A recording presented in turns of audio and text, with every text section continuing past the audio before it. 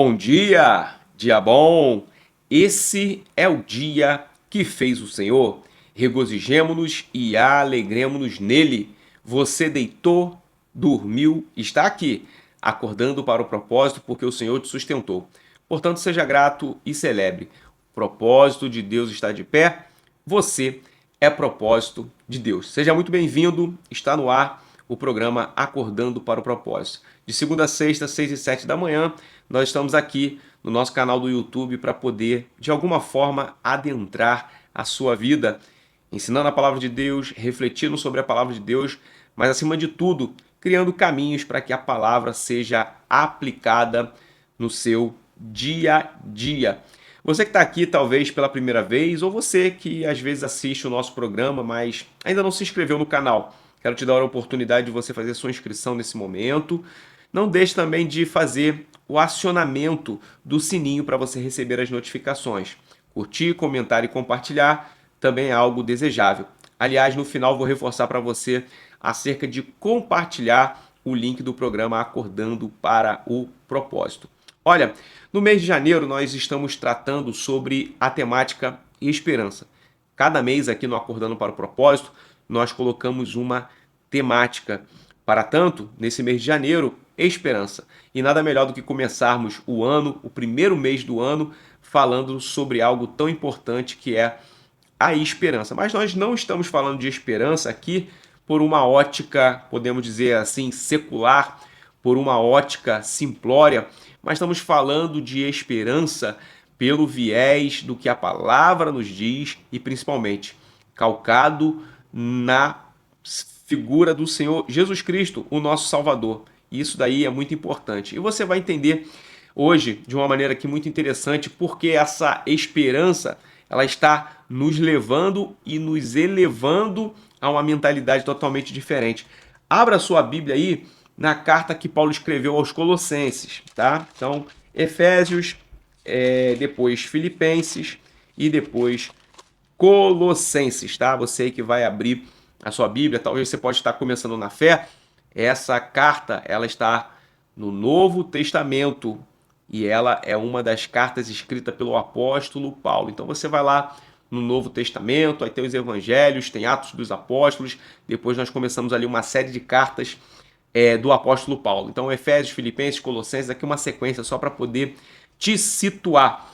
Então abre aí a sua Bíblia em Colossenses, capítulo de número 1. Nós vamos ler aqui alguns versículos, tá certo? Do 26 ao 28, para poder você aqui ter uma ideia daquilo que o Senhor colocou no meu coração e eu quero nesta manhã aqui dizer para você, e como eu disse, para você aplicar na sua vida. Nós vamos ler aqui essa parte do texto bíblico do capítulo 1 de Colossenses na versão NVI, Nova Versão Internacional.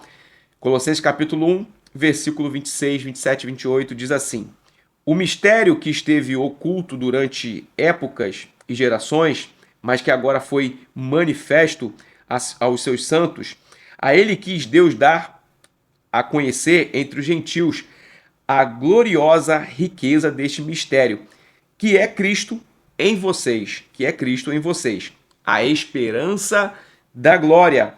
Nós o proclamamos, advertindo e ensinando a cada um com toda a sabedoria, para que apresentemos todos homem perfeito em Cristo. Eu vou frisar aqui para você o versículo de número 27, principalmente a parte final.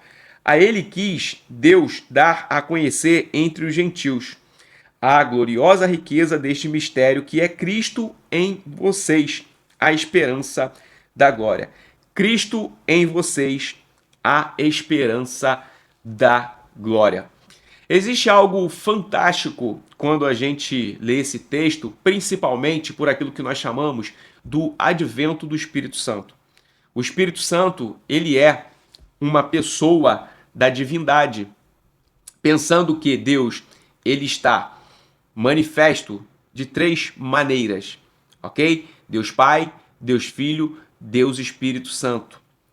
O mesmo Deus em expressões diferenciadas, para aplicações diferenciadas, mas tudo na mesma essência. Explicando assim para ficar fácil para você.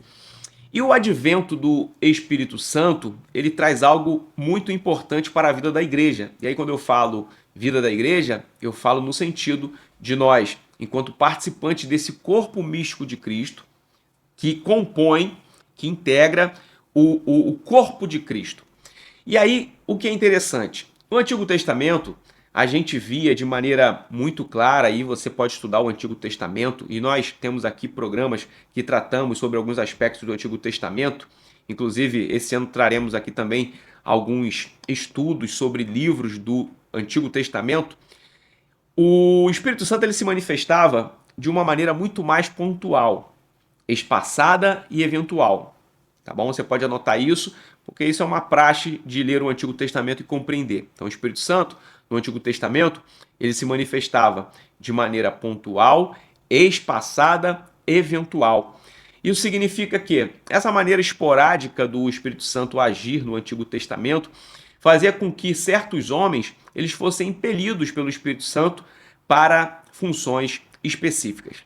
E aí quando Jesus ele vai deixar uma missão para a igreja, eu digo sempre que Jesus ele passou o bastão da implantação do reino para a igreja, e aí você tem que se colocar nessa circunstância de ser alguém que implanta o reino, de ser uma pessoa responsável pela implantação do reino, e entender o seguinte: Jesus ele deu algumas direções acerca do que era necessário fazer, mas não somente isso.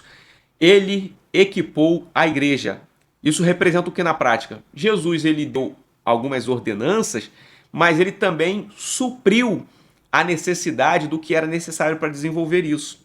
Então imagina, por exemplo, eu não sei qual é a sua profissão, eu não sei, você pode até colocar aqui nos comentários, mas talvez na sua profissão tenha algum instrumento, tenha alguma ferramenta que você precisa para poder conseguir executar o ofício da tua profissão.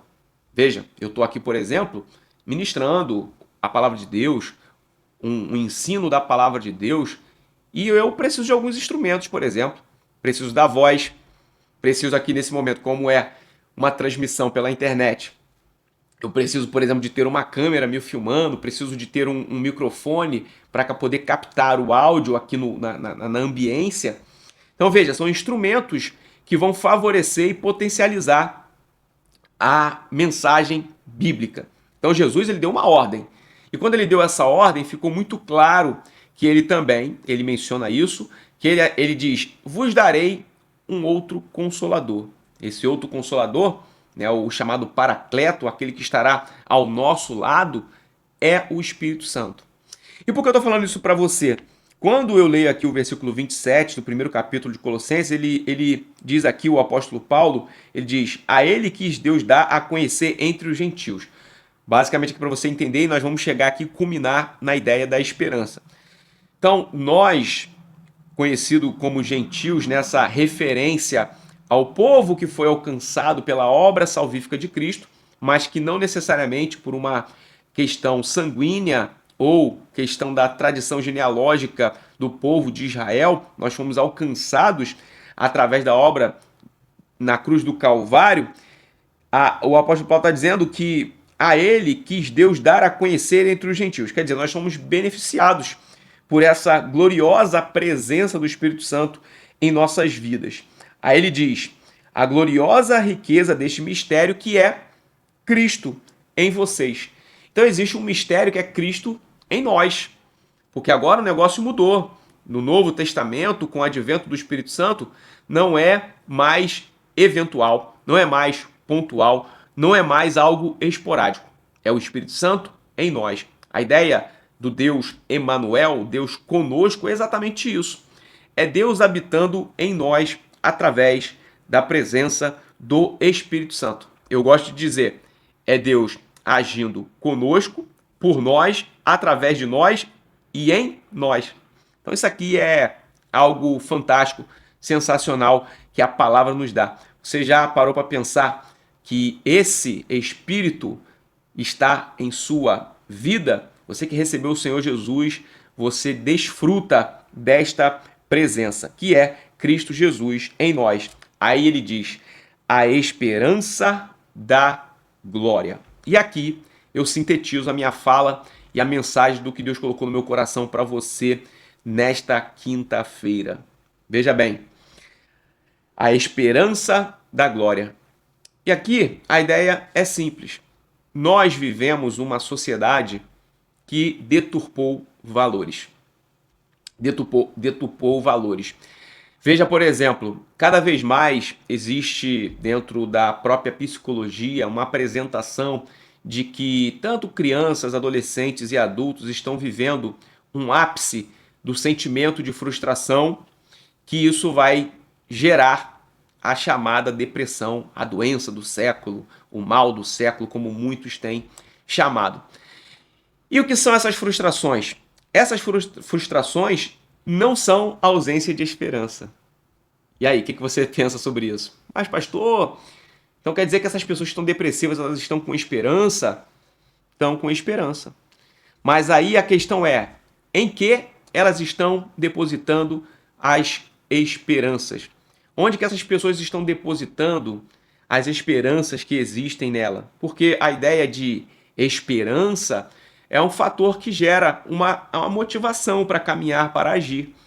Mas quando nós colocamos a nossa esperança em algo transitório, passageiro, e a gente já conversou sobre isso aqui, não há sustentabilidade.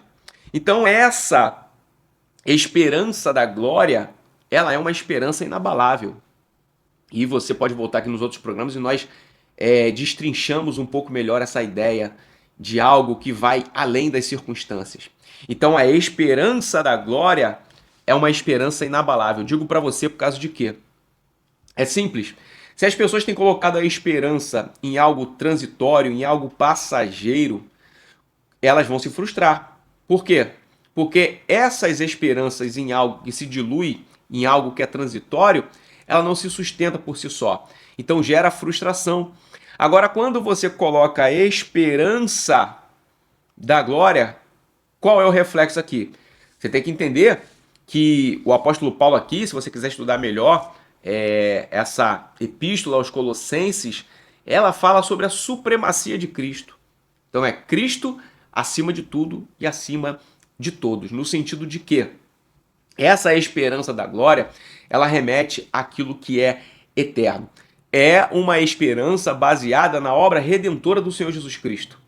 Então você quer ter uma esperança de fato inabalável, e como nós falamos nos programas anteriores, uma esperança além das circunstâncias, esperança da glória. Porque a glória eterna, ela há de se revelar, e ela se revelou através de Jesus Cristo, no sentido de promover essa esperança.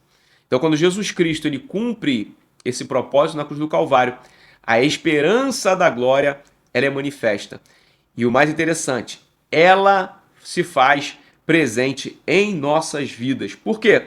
Somente em Cristo nós podemos ter essa percepção, somente em Cristo nós podemos desfrutar dessa esperança que está baseada na obra redentora, porque a humanidade necessitou de ser, ok? De ser beneficiada pela obra de redenção. Porque a redenção, ela nos alcançou por conta de Cristo.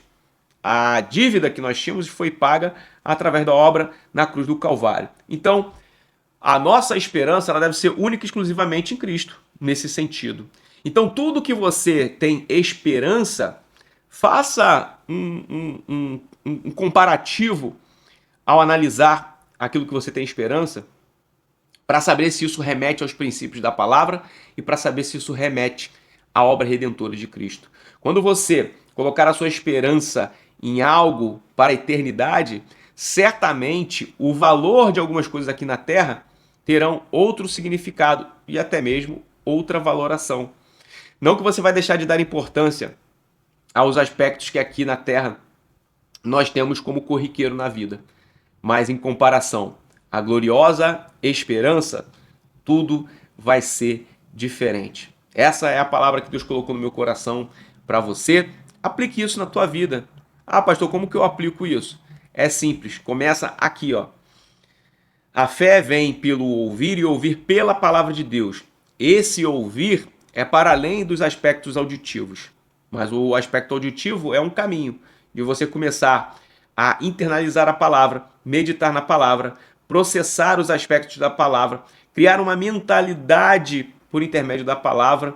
Isso vai gerar fé e você vai desfrutar dessa gloriosa esperança que está calcada no nosso Senhor e Salvador Jesus Cristo. Tá certo? Lembra que eu falei para você no início do programa que eu ia pedir para você compartilhar o Acordando para o Propósito? Então eu peço para você, nesse momento, você copia esse link, tem aí o botãozinho de compartilhar, você copia o link e você manda para o maior número de pessoas. Talvez em algum grupo da sua igreja, ok? Grupo da família. Isso é interessante porque, tenha certeza, eu já ouvi muitos testemunhos acerca disso. Uma pessoa escuta nosso programa, uma pessoa assiste nosso programa e ela é tocada aqui pela palavra de Deus e ela fala, olha, precisava ouvir essa palavra. E às vezes são palavras até de cunho de ensinamento que tem um peso. Às vezes a pessoa fala, até nem queria ouvir isso. É um pouco contundente, mas eu precisava. Então quem sabe você não vai ser instrumento de Deus para poder copiar, compartilhar esse link. E aí você pede para a pessoa se inscrever no nosso canal. E se você está aqui, por favor, reforço, se inscreva no nosso canal, tá certo? Olha, você que pode, você que não está dirigindo, você que tem a possibilidade de, nesse momento que está acompanhando o nosso programa, fechar os seus olhos e curvar sua cabeça, o faça. Caso contrário, é só você ouvir a oração e concordar com o que nós estamos orando. O fato de fechar os olhos e curvar a cabeça é só no sentido de concentração e de reverência ao nosso Deus. Pai, nós louvamos o Teu nome e Te agradecemos, Senhor, pela Tua palavra. Obrigado, porque nós desfrutamos de ter a Tua presença em nós. Isso é um fator de nós termos o entendimento da gloriosa esperança que desfrutamos. Obrigado pela obra de redenção na cruz do Calvário que alcançou as nossas vidas. Nós entregamos a Ti esse dia, declaramos que será de bênção, declaramos que será de portas abertas e é o que nós queremos aqui, Senhor. Agradecer pela Tua graça, pela Tua misericórdia, em o nome de Jesus. Amém e graças a Deus. Parabéns para você que está aqui, esteve aqui e estará aqui acordando para o propósito.